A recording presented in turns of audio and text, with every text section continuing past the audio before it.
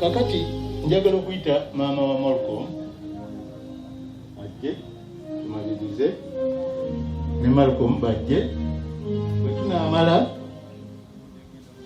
nja kuyita Professor Magala banaamala Ndugwa ajje tugenda kukyebisana.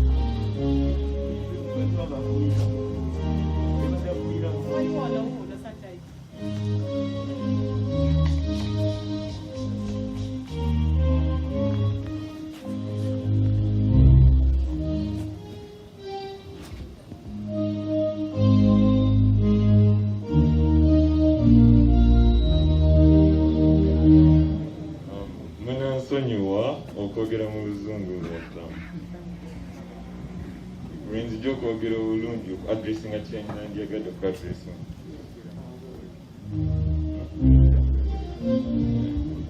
Mbadde mugamba ayogere mu Lungereza kubanga lwasobola so si Luzungu.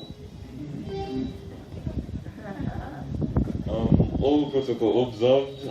Good afternoon. Amanya gange nze Malcolm Semakula nasana idamulira ya amanya mangi ne agagenge nkozesa. Ngenda kwogerera maama wange kubanga tajja kusobola kwogera naye nga mami wange yandiyagadde okubeebaza ennyo okusingerera abatubeereddewo okuva daddi we yafa n'okumukomyawo nibeeryabeera ne London bakoze a big role on helping me and mom. Mbeebaza nnyo n'abatubeereddewo kati and my uncle Michael sanjagade kuba specific but nteekeddwa okumwogera n'abalala bangi nnyo because ntandika okwogera amannya sijja kumalayo naye sanjagade ku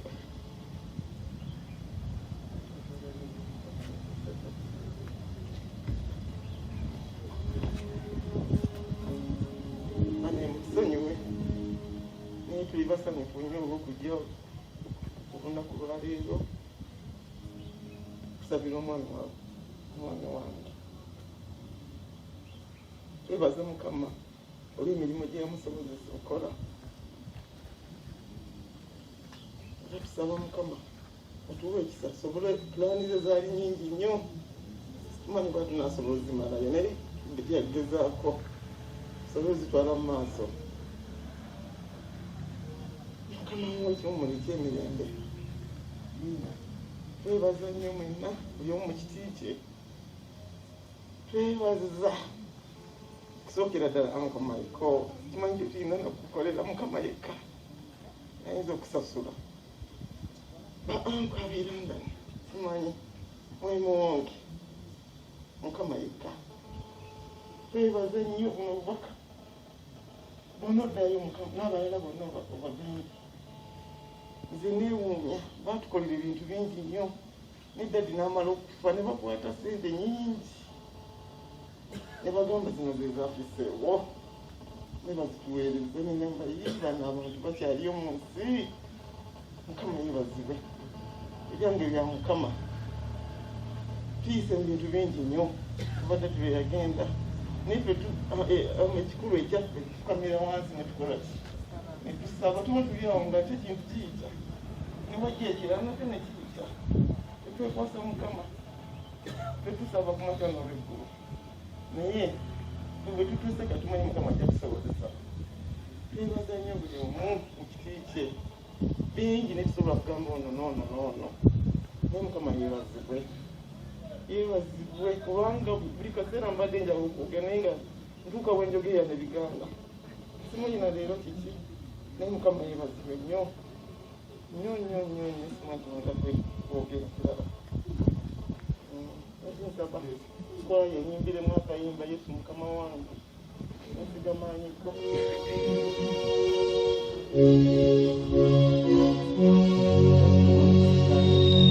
tundu kimutoka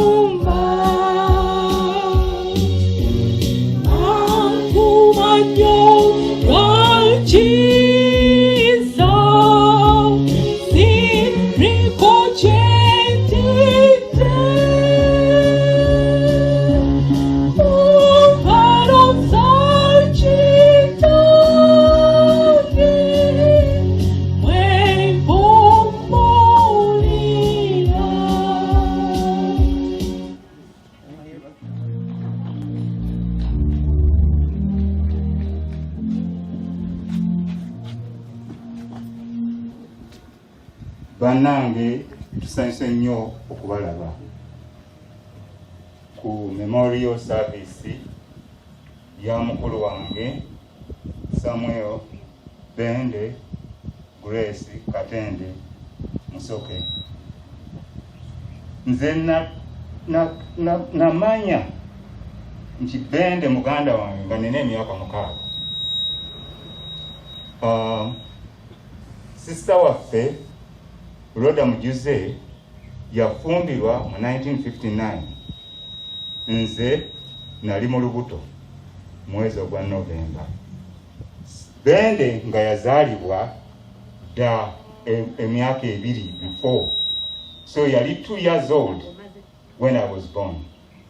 Era nze olwanzaala Maama n'akwata Bende n'amutwala ewa sister waffe Christine Roda Mujuze.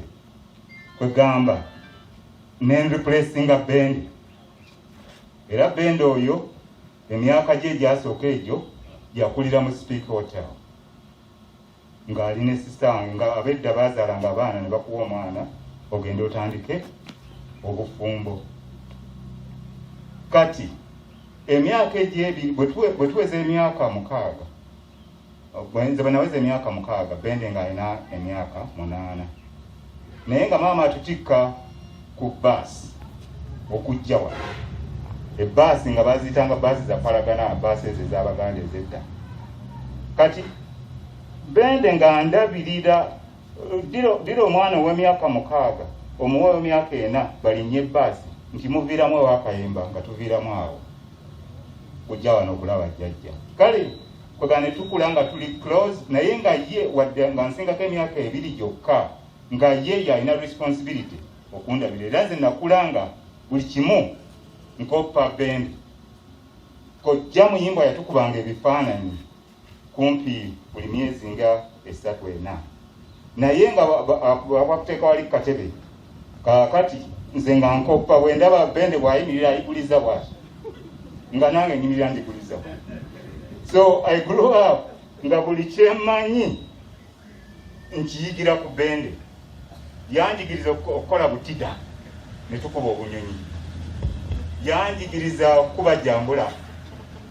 Kwega tewaliiwo nga tuzanya nze nga siri creative nnyo kumanya kiki kyakukola. Kati nga nkoppa ye. Ate nga kyakola kyenkola. Lumu nzijukira twali wano wali tanka wano abamu temulabawo nga wali wakayu. Kakati nga nina sister wange Harriet Nabatanzi yafa Bende yali addaku Nabatanzi.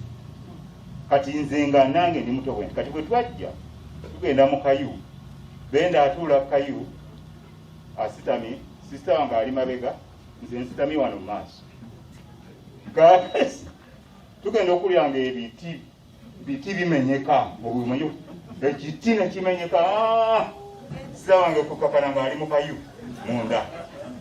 kati ye Bende olwawulira ebinankani nga biko ye yadduka buddusi ng'ayita wanadduka kati nze nga simanyi kyadduka nange nagobera bugoberezi pale mu ngalo tugenda tuyita maama na Beti ye sister waffe mukyala Beti Mujuzi nga tumuyita maama na Beti era twakula nga yatulabirira naye nga ye Bende flight okudduka obuddusi nga buli kyekibaawo taata bwamuyita omukuba yadduka buddusi takomawo nze nga ngize gwe bakwata ne bakuba kaakati nno kale ne tukula nga tuli very close ne Bende kati kamba buuse mbatuuse mu teenager tufuuse ba teenager nalina emyaka 16 mukyala Margaret Sekeba n'agenda e Bungereza otolo Bende ali 18 nze ndi 16 Bende yakatandika okukola alina okulabirira nze wa 16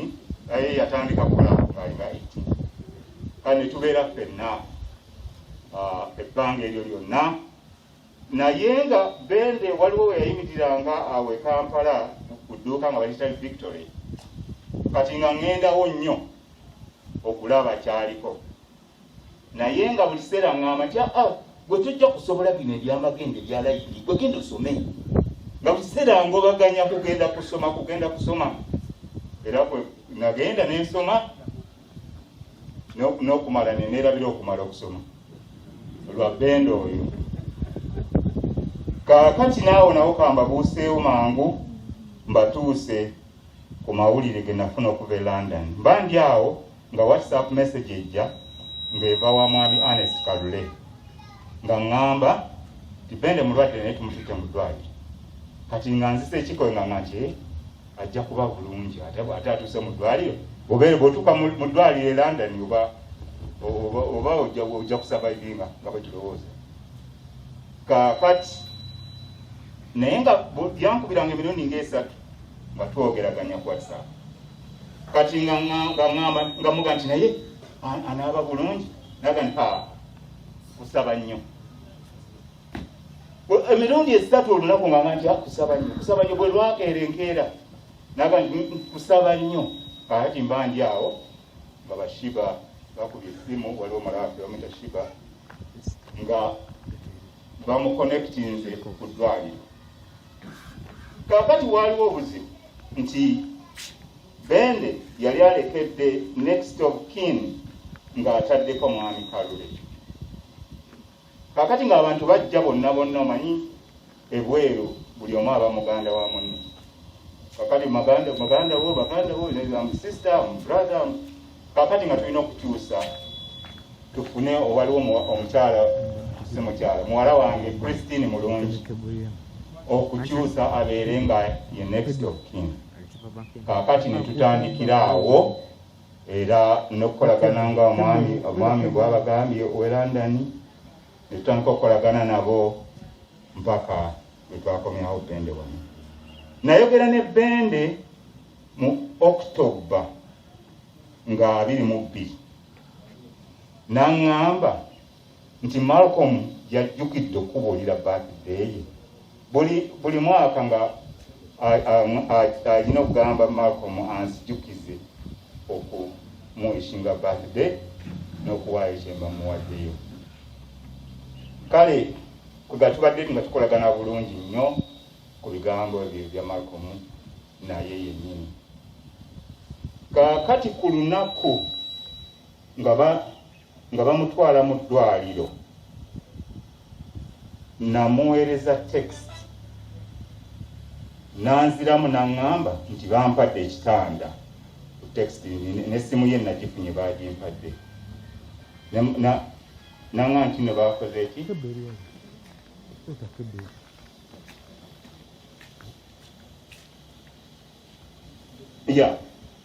the last words eza Bende namuga nti no naŋŋa nti no bampadde ekitanda kaakati bwe nziramu nemuga nti oli ku oxygen teyadda.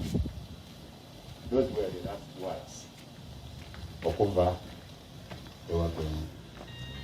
So kale bannange nayita mu kiseera kizibu nnyo wabula Katonda yannyamba nti namanyako nga tannafa kubanga singa bakuba isimu ne banga nti Bende afudde nandi naye wano nafuna time to prepare myself for the worst situation.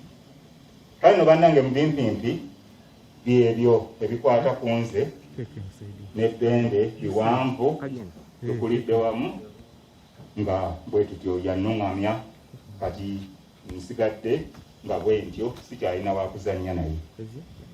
Kale banaye mwebale nnyo okujja tusanyuse nnyo okubalaba.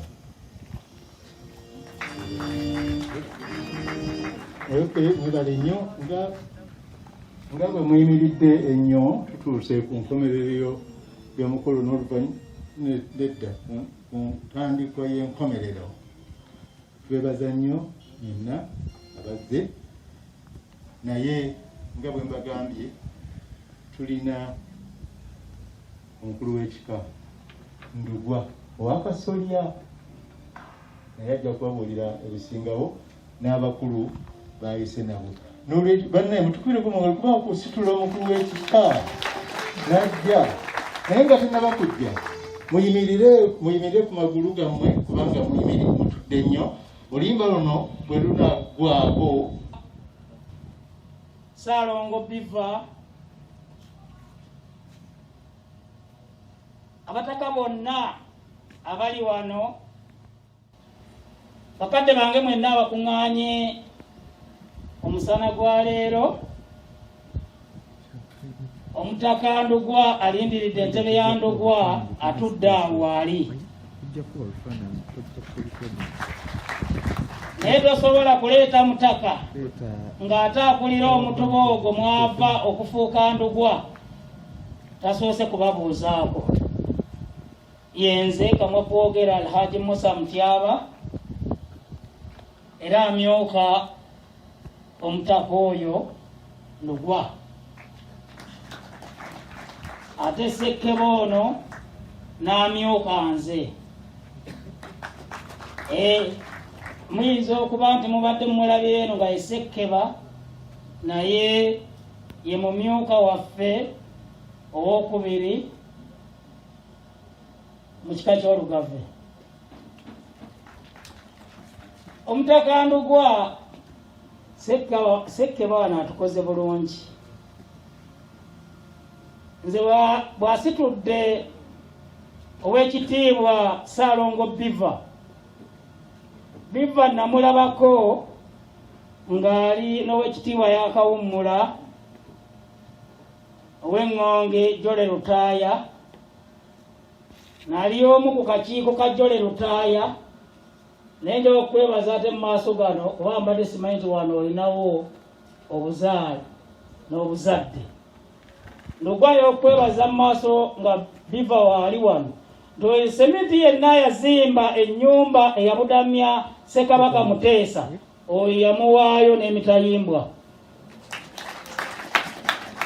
Nali omu kakiiko ako naye yakola nnyo. Weebale nnyo, weebali eddala okwagala Obwakabaka bwa Buganda. Era bakitaffe mu Katonda bano ebyo by'obagambye mwasabye bitono, oyo nannyini semiti n'emitayimbwa. Era mpozi omutaka njano era okwanjulira nti wano ndabyewo Magala yimirira, ate jangu wano.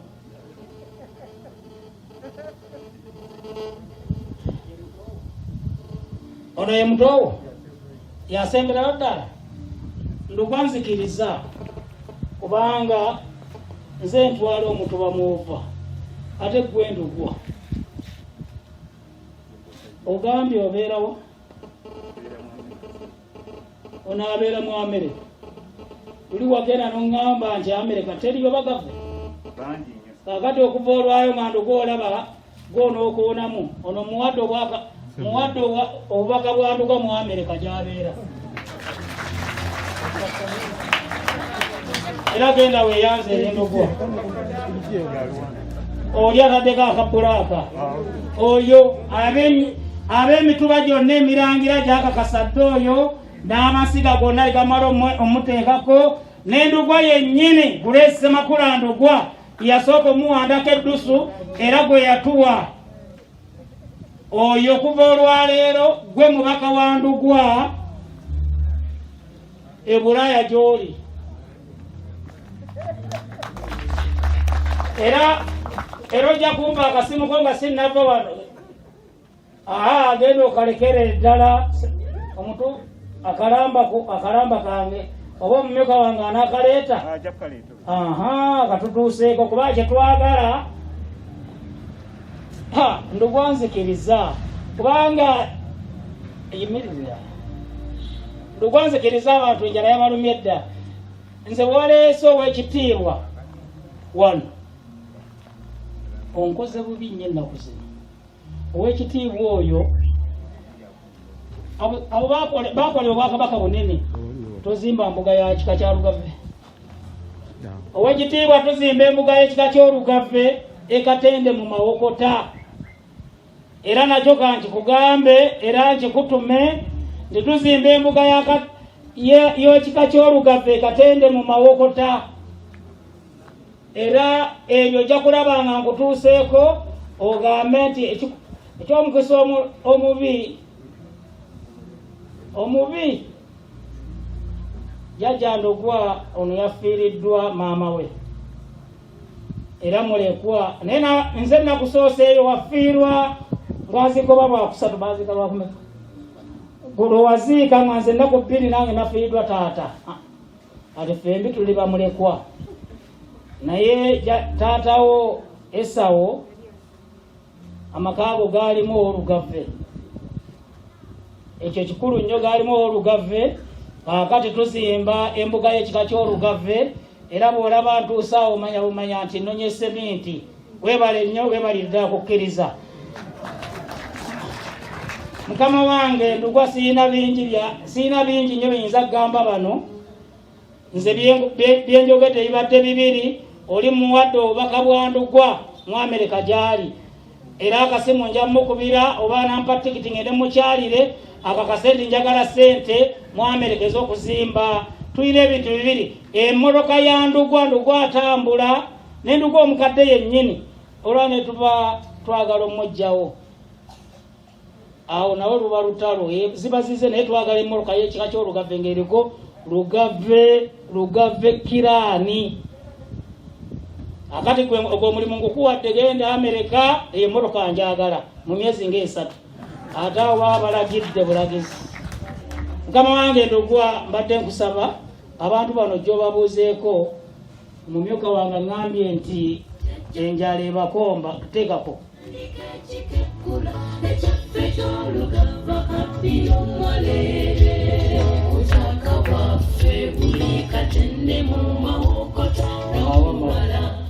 Mukama wange era kkiriza omutaka ono yamyuka yimirira mukadde wange. Nina omuli w'amagezi waffe abo madde mbasuubira nti mwena mwina kubeera wano. Omuli w'amagezi era nga wa lunyiriri mu kika ky'Olugave Sezzigo waali awo.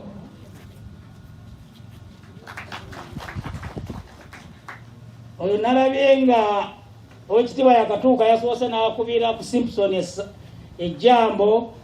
Oyo bw'olaba nga Ndugwa atuuse ye yeewaayo n'agamba nti akamotoka kange kajja kutwala Ndugwa gy'ali. Ate nze we muyita nga nange ngattako.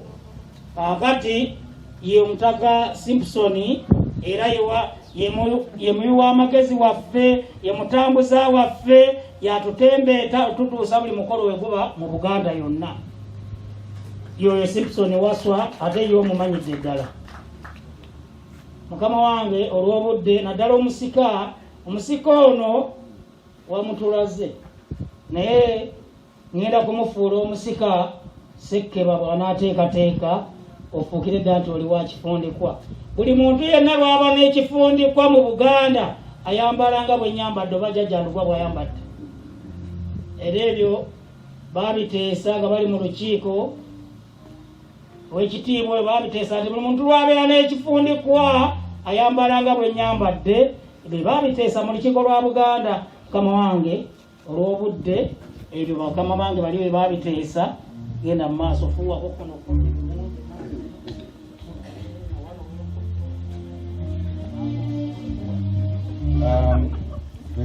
tweyanzege bakadde baffe ssebo omwawule owe busumba bwebwikwe omubuulizi waffe kwaye mbuulizi nakulira constituency y'omubuulizi badde bakubuusa amaaso kwaye yaffe ab'ebitiibwa bwenna abali wano w'ekitiibwa ssebo viva sayinza okulaba mpaka wandugwa mu America connect card sayinza okubalaba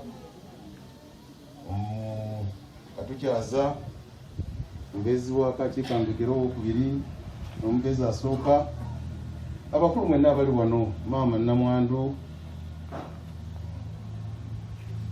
tulina ennaku ate n'essanyu tulina ennaku olw'okufiirwa Mmende sitwasobola kuziika mukulu Drake yambikira naye sitwasobola kujja naye bannange njagala batuusaako okusaasira olw'okufiirwa okwo kozi munzikiriza ate munsonyiwe seyanjudde amannya Frederick Katende Kyekango ntuula ku kyalo apakawuga omukono municipal council enayise nabo babanjudde mpozi waliwo omwatu gwe batayanjudde omukulu Henry Musoke Semakula omutabani wa Grace Semakula Ndugwa aliko kati nze ndi mubeezi w'omutaka Ndugwa gyali ekibuye okuliraane wa mwami Viva oyo gyali naye mugonvu kosefu kakati obuyinza bw'ekika yabutukwasa okukikulembera ku lulwe nolwekyo bwe tuba wano bwe batuyita Bandugwa tebaba bakyamu kubanga mukulu Grace yatukwasa okumuyambako okutambuza ekika ky'olugave twagala okusaasira okufiirwa okw'omukulu oyo era mbadde ndowooza wano nti ekizimbe mukulu Drake ono kyazimba e Katende twagamba tujja kuteekako museum lwaki ekifaananyi kya mukulu Bende ono tetukireeta nakyo ne tukiteeka mu museum yaffe kubanga abadde muntu wa mugaso nnyo nange eno nafiiriddwa nga mwawudde mukulu Drake bwe yayogedde nafiiriddwa sibo mukulu wange so si muto wange mukulu wange ono Fred Simwogerere yali ebungereza okumala emyaka nga 36 ng'ali Waterloo n'akola mu railways British Railways n'awumula n'akomawo kuno mu 2008 batabeera ku lwiga yazaawo nga we yazimba amakaage twamuziise ku lwakuna ekijja kyaffe ensangi n'olwekyo okufa kungi ate ng'ono bwagambye naye yakafiirwa kitaawe bakuse kukulu gwenyini bigamba okufa kubadde kungi naye tubasaasira ate n'owekitiibwa Viva naawe sebo tukusaasira okufiirwa maama tetwasobola kujja naye era abatukiikirira mu kuziika okwo bannaye tubasaasidde nnyo tuzze wano sebo otukoze bulungi okusisinkana bannaffe abeeno n'abavudde ebweru newankubadde ejja kubayo omukolo omulala ogw'okuteekako musika naye bwotuyita ne twegatta awamu ne tumanyagana ne tulabagana ebansonga nkulu njagala okwebaza omubuulizi waffe omwawule sebo wabuulidde bulungi nnyo wabuulire ku kigambo ekikwatagana ku baana ate n'otugamba nze nakulabenga kansala lozoli kansala kubanga ekigambo ky'abaana kikutte wansi ne waggulu era byewayogedde byonna nange nabirabe ku TV eby'abaana babuzina obanga 10 abafuna embuto nga baba kansoli nga baddeyo basome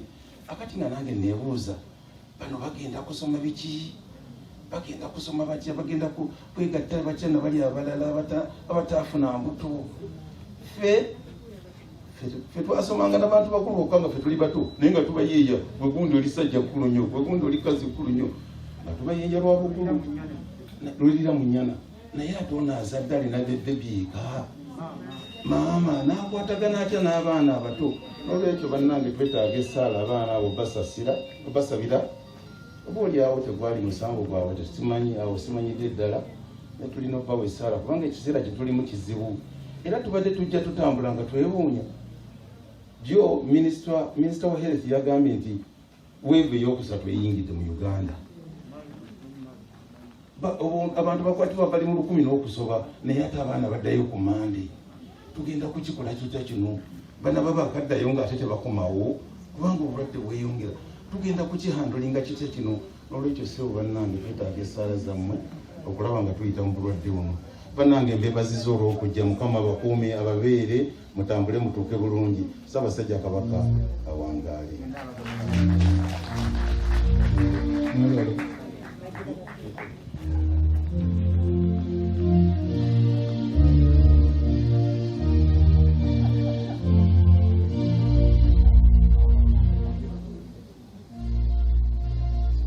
Mwebale nnyo ate ebya Ndugwa mbiddamu naye tambize mu kanisa eggalewo tube tutuule mirembe kubanga essaawa nonko tetwakereye naye zezo zennyini kuba njagala okubeera essaawa 9 nga badde Kampala bagenda. DJ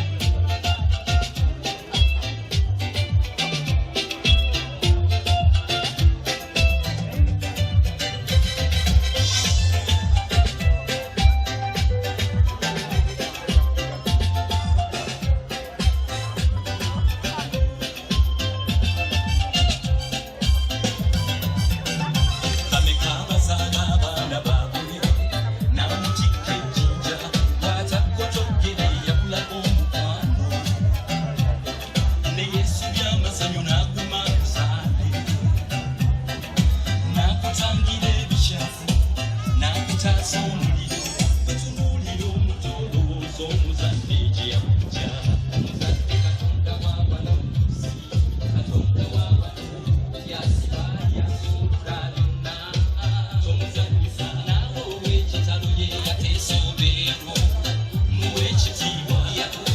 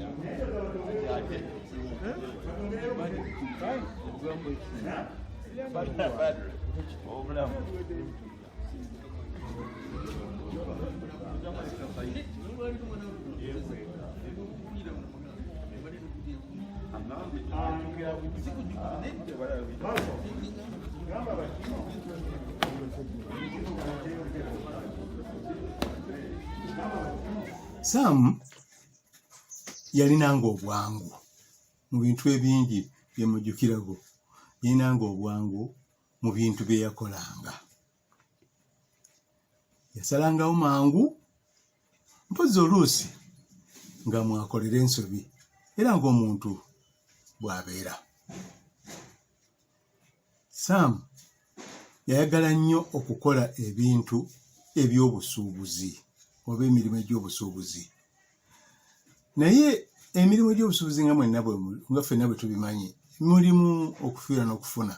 Naye Sam ku ludda lw'okufiirwa ne bwe yafiirwanga nga teyeekubagiza, nga taggwamu maanyi, nga ekiseera gani bwe bityo bwe bitambula ng'agenda mu maaso. Yawulirizanga ate ng'oluusi akkiriza ensobi ze. Sam teyeekulumbazanga nga talina malala.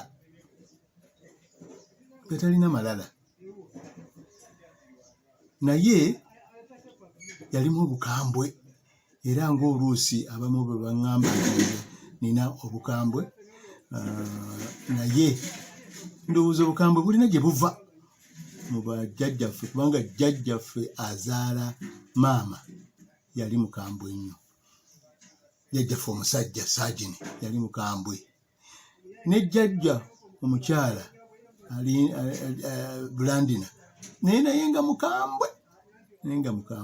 Mu butuufu ne maama waffe Eriyoosi Namugaanyi naye yali mukambwe. Kale nno abatunenya mutunenye nga mpola nti tuli bakambwe, naye eyo yembeera bwetyo. Nga okumanya Samu yali mukambwe, nze ate kyenali situuka, kyendowooza nti situukayo ng'akambuwalira abantu. Ayinza okukambuwalira omuntu mu bantu noga nti naawe ne weewuunya noga nti ng'ate amukambuwalidde nnyo. Naye ate Samu yali musajja wa kisa mu ngeri ye, nga mugabi, era nga obugabi bwe nga oyinza okumusaba ekintu oba okumusaba okukolera ekintu oba okumusaba mu butuufu Samu teyalina kigambo nno, ndowooza nze saawulirako ku lwange nga mugamba ekintu n'agamba nti nedda bye mmanyi ku Saamu bingi naye tebijja kugwayo olwaleero. Awo nno kanziremu okwebaza mwenna abalina kye bakoze, abaalina kye baakola era nga bwe nagambye, naye ffenna eryo lyekkubo munnaffe yagenda, bantu batugenzeeko bangi, ye n'ameyani n'aleka ki, naye Mukama abeere nammwe. Bannaffe mwenna mbalamusizza nnyo yonna gye muli. Musoke Katende yatufaako omwaka gwa 2020 December nga 4, era ffenna twalumwa nnyo era tumusaalirwa. Buli omu amujjukira bubwe era amusaalira bubwe, wabula ffenna tumusaalirwa nnyo. Tumulowoozaako nga tujjukira nga bwe twabeeranga naye era nga bwe twakolagananga naye. Ebintu bingi bye nzijjukira ku ye. Yafangayo nnyo ku bantu genuinely nga bwe kigambibwa mu Lungereza oba bwe kiyitibwa mu Lungereza, ku mbeera z'abo abantu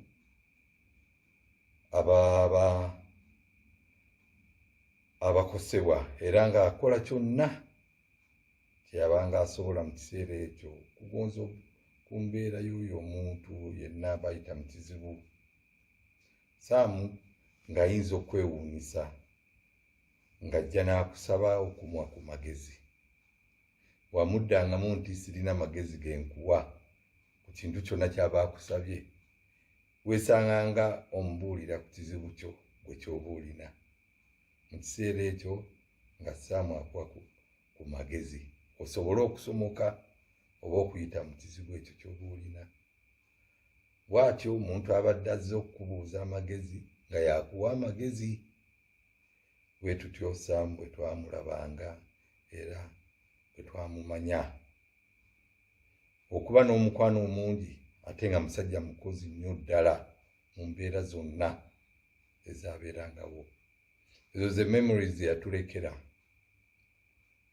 Twebaza nnyo Katonda okutuwa obulamu bwe mu byonna bye twayitamu. Tumanyi nti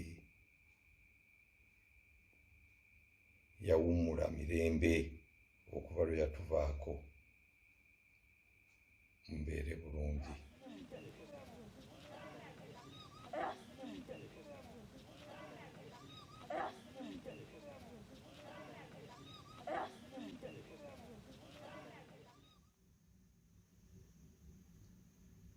Losing Sam by Michael Magala, East Windsor, Connecticut, USA. Over the years, I've lost you many times, but for some reason, I've always managed to find you again. I would always get you back. These times, it seems over. When you were 2 years old, I lost you without even my knowing that I had lost you. Maama gave you away to make space for me. I displaced you some. You went on to live with our sister Rhoda at that tender age of 2. I rediscovered you some when I was 4 years old and you were 6 years old. From then on, you took me on. You became my guiding light. I followed you everywhere you went. Everything you did, I liked to do. Everything I did, you did better. I would mimic the way you smiled, the way you stood, the way you walked, the way you wore your pants. Everything about me was about you. You taught me how to make a butida, how to make bouncing balls out of banana leaves, okuvuga ebipiira n'olupanka, n'okumpeeka n'ompeeka ku mugongo. You let me ride you on your back just for the sheer joy of letting me experience how it would feel like riding a horse. Your only request of me was not to pull your ears too hard while riding you as my imaginary horse. You left me cold, Sam. You have left me cold, Sam. Our favorite childhood cowboy shows, The Big Valley, Bonanza, and others like Mod Squad, even the things we talked about recently before your passing, when we talked about your favorite actor, Bud Spencer. And now I'll have to remember all these alone. I'm left with just my memories of you. You always let me win. Always, Sam, you let me win. You always let me be the hero. My friends loved you because you were always kind and generous to them. Your friends loved me because I was your little brother. I loved you because you were you. On October 24th, 2020, you sent me a WhatsApp text asking me whether Malcolm had remembered to remind me of his birthday. I had no idea you had a few days to live. I reassured you that Malcolm had indeed reminded me of his birthday on October 23rd, 2020. I had sent him my wishes. You pushed me out of my way, which was to mimic and follow you in whatever deal you might have been pursuing, insisting that I should pursue higher education to the best of my ability. You used to tell me, "Gwe genda osome, bino ebyange tojja kubisobola." You always protected me from myself. You always did. I pursued higher formal education, just to make you and Mama happy.